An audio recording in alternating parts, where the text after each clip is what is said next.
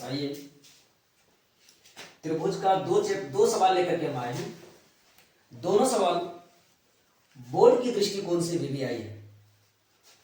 तो पहला सवाल है, दो समरूप त्रिभुजों के क्षेत्रफल क्रमशः 256 वर्ग सेमी और 144 वर्ग सेमी है। इनकी संगत भुजाओं का अनुपात निम्नलिखित में से कौन है? ऑप्शन नंबर ए है 6:5, बी है 4:3, सी है 16:9 और डी है 4:5। तो जब भी इस तरह का सवाल कभी भी बोर्ड में आए, अगर दो समरूप त्रिभुज है, यानी दो समरूप त्रिभुज अगर है और क्षेत्रफल का अनुपात जब मालूम हो तो करना कुछ नहीं है, इसको बिना कॉपी कलम उठाए भी इनका आंसर हम लोग जान जाएंगे। दोनों पर रूट चढ़ा दीजिए। क्षेत्रफल अगर है तो दोनों क्षेत्रफल पर रूट चढ़ा दीजिए। इसका 256 का वर्गमूल कितना होता है? 16 होता है। 144 का वर्गमूल कितना होता है? 12 होता है। तो 16:12 अर्थात 16/12 कर दीजिए। 16/12 कर दीजिए। इसको काट लीजिए 4:3। अब देख लीजिए 4:3 कहां पर है? बी नंबर ऑप्शन सही है। दूसरा नंबर क्वेश्चन देखिए, सेम सवाल है। यहां पे है दो समबाहु त्रिभुज का क्षेत्रफल का अनुपात 4:9 है। तो इनकी संगत भुजाओं में कौन सा अनुपात होगा? यहां भी समबाहु त्रिभुज। सबसे पहले तो यह जान लीजिए कि समबाहु त्रिभुज जो होता है, दो समबाहु त्रिभुज आपस में समरूप होते हैं। दो समबाहु त्रिभुज आपस में समरूप होते हैं। तो कहने का मतलब यह त्रिभुज भी समरूप है और यहां क्षेत्रफल का अनुपात दिया हुआ है 4:5। फिर वही करना है। तो क्षेत्रफल का जो अनुपात दिया है, भुजा का अनुपात अगर निकालना है तो बस कुछ नहीं करना, उस पर रूट चढ़ा देना है। तो इसका मतलब हुआ 4:9 का वर्गमूल निकाल लीजिए। 4 का 2 हो जाता है और 9 का 3 हो जाता है। यही आंसर हो जाएगा। अब देख लीजिए ए नंबर ऑप्शन सही। आइए फिर से लेकर आए हैं सेम सवाल। दो समरूप त्रिभुजों के क्षेत्रफल में 49:25 है, 25 का अनुपात है। तो उनकी संगत भुजाओं में क्या अनुपात होगा?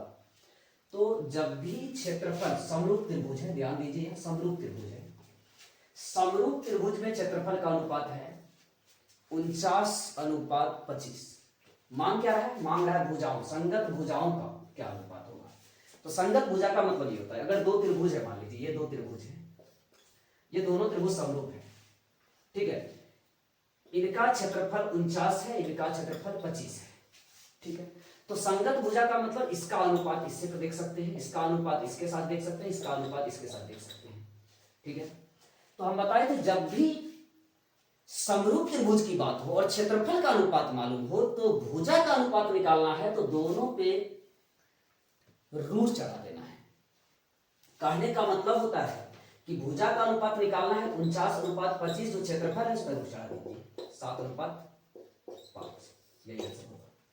देख लीजिए ऑप्शन नंबर सी।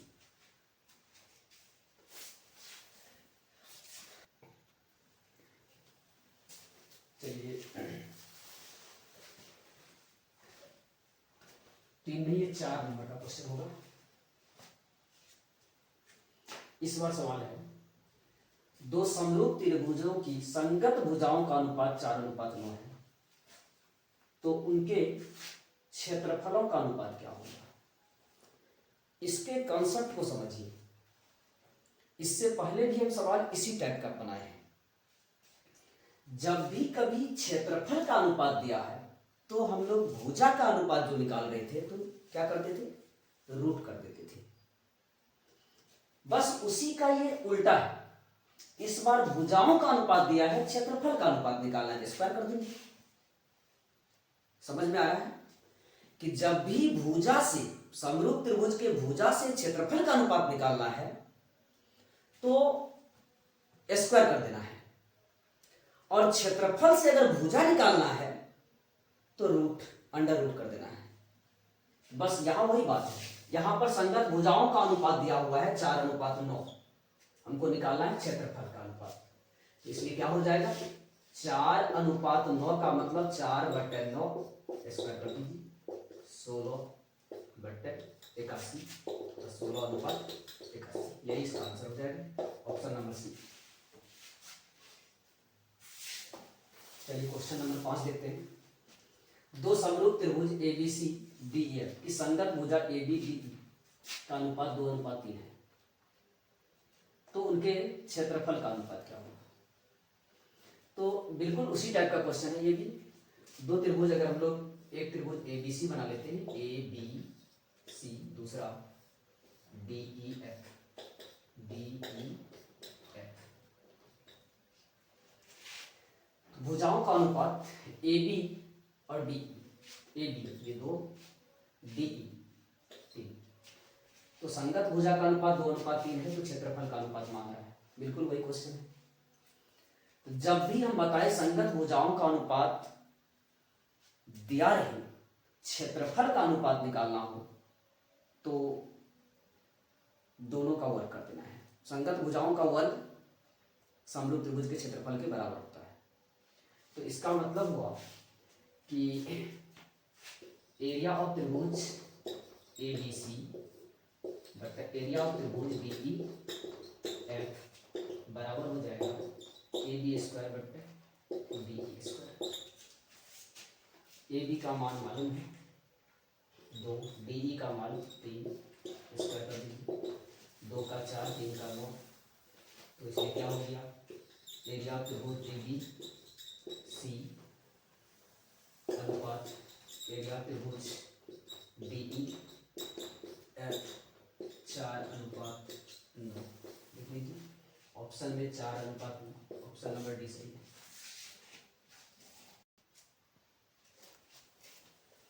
आइए क्वेश्चन नंबर 6 देखते हैं। लगभग उसी टाइप का क्वेश्चन है, ये समरूप त्रिभुज से ही ये क्वेश्चन भी है।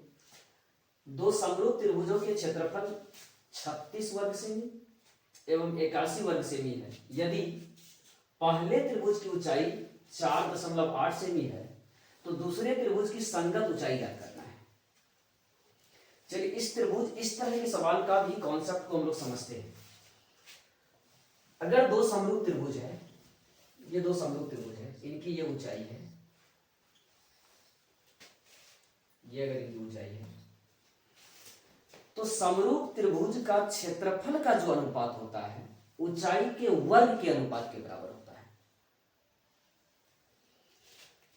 तो कहने का मतलब है कि पहले त्रिभुज का क्षेत्रफल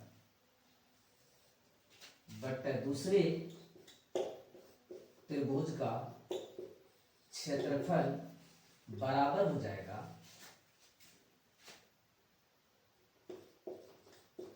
पहले त्रिभुज का भुजा बटे दूसरे त्रिभुज, सॉरी यहाँ भुजा नहीं ऊंचाई, पहले त्रिभुज का ऊंचाई बटे दूसरे त्रिभुज का संगत ऊंचाई का होल स्क्वायर। अब यहां पर देखना क्या है, यहां पर हमको ये दोनों पता है और साथ में ये पता है, ये निकालना है हमको। इनको पहले त्रिभुज का क्षेत्रफल 36 है, इनको यहाँ 36 लिखेंगे। दूसरे त्रिभुज का क्षेत्रफल है 81 वर्ग सेमी, 81 लिख देंगे बराबर। पहले त्रिभुज का जो ऊंचाई दिया है वो कितना दिया है 4.8 और दूसरे का नहीं मालूम है, तो दूसरे का ऊंचाई को हम लोग h मान लेते हैं स्क्वायर। अब स्क्वायर के बदले हम लोग इधर क्या करते हैं रूट दे देते हैं, तो 36 बटा 81 का रूट कर दीजिए, इधर 4.8 h हो जाता है। अब यहां से क्या करना है, 36 का वर्गमूल 6 होता है, 81 का 9 होता है, तो इसको हम लोग लिख देंगे 6/9 बराबर 4.8/h। अब ये दोनों कट रहा है 3 से, काट दीजिए, 3 दूनी 6, 3 तिया 9। अब यहां बच जाता हमारे पास क्या 2/3 बराबर 4.8/h। अब यहां से क्रॉस मल्टीप्लिकेशन कर लेंगे, तो 2 गुना h 2h 2h 4.8 गुना 3 आ गया। अब h बराबर करेंगे तो ये कहाँ जाएगा, भाग में जाएगा, या गुना में है भाग में चला जाएगा। तो इसलिए h का मान हो जाएगा 4.8/2। यहाँ गुना 3 भी है, इसको काट दीजिए, 2 से कटेगा 2.4। अब गुना कर लीजिए 2.4 गुना 3, 4 दिया 12, 3 दूनी 6, इतना से देख लीजिए ऑप्शन में कहाँ है। ऑप्शन में आपका सी नंबर है।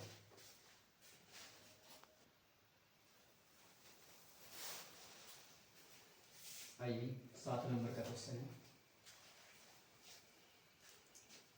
दो समरूप त्रिभुज के परिमाप क्रमशः 30 सेमी 20 सेमी है।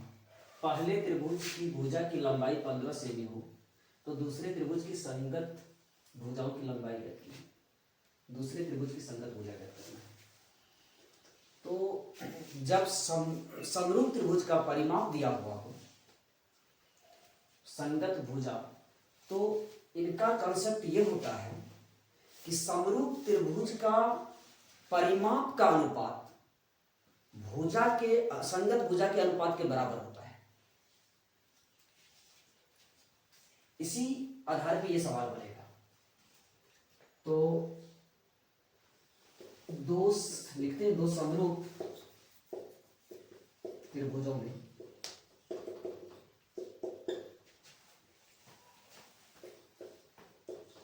पहले त्रिभुज का परिमाप बटा दूसरे त्रिभुज का परिमाप बराबर हो जाता है पहले त्रिभुज की भुजा बटा दूसरे त्रिभुज की संगत भुजा। यही कंसेप्ट है। अगर इतना आप जान जाते हैं तो फिर त्रिभुज का अगर परिमाप या पहली भुजा या दूसरी भुजा में से कोई, ये 4 में से अगर कुछ भी मालूम हो, ये 3, तो चौथा हम लोग ज्ञात कर लेते हैं। इसमें वही बात है, पहले त्रिभुज का परिमाप 30 हो गया, यहां 30 लिखेंगे। दूसरे त्रिभुज का परिमाप 20 है, यहां 20 लिखेंगे। पहले त्रिभुज का जो एक भुजा की लंबाई है वो 15 है, यहाँ पे 15 लिखेंगे।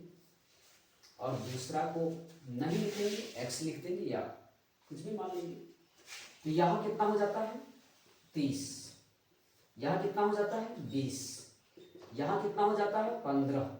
यहाँ पे नहीं मालूम है तो कुछ भी मान लेते हैं, x मान लेते हैं कि दूसरी जो संगत भुजा है उसको x मान लिया।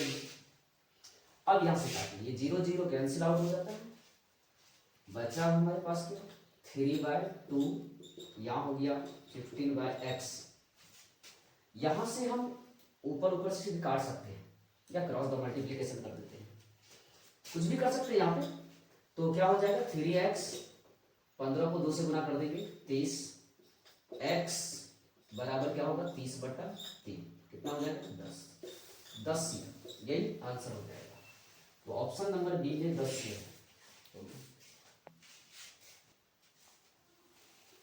चलिए एक क्वेश्चन है, दो समरूप त्रिभुजों की संगत भुजाओं का अनुपात 3:2 है। दोनों त्रिभुजों के क्षेत्रफलों का अनुपात होगा। ऑप्शन है ए नंबर में 3:2, बी नंबर में है 9:4, सी नंबर में है √3/√2 और डी में है इनमें से कोई नहीं। इस प्रश्न को आपको बनाना है और कमेंट में इसका उत्तर दीजिए। कल आपका कमेंट पढ़ा जाएगा कि किनका किनका उत्तर सही है।